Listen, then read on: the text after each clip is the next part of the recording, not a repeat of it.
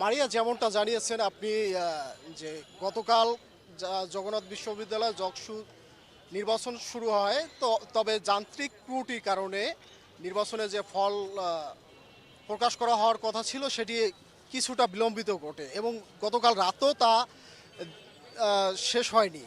তবে আজ সকালে এই কিছুক্ষণ আগে আর কি যেটা ফলাফল ঘোষণা করেছেন কেন্দ্রীয় যে এজিএস যারা রয়েছে তারা ফলাফল খুব দ্রুতই করছেন এবং মাঝখানে যে তারা ফলাফল শুরুর ভেতরেই যান্ত্রিক ত্রুটির কারণে তারা ফলাফল প্রকাশ করতে পারেনি, এখন আবার শুরু করেছে।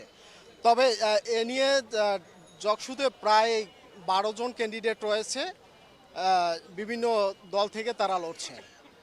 তবে এই নির্বাচনে যারা রয়েছেন তাদের প্রত্যেকেই বিভিন্ন রকম রয়েছে, তবে এখন পর্যন্ত কোনো কোন্দল বা হতাহতের কোনো ঘটনা আমাদের কাছে আসেনি।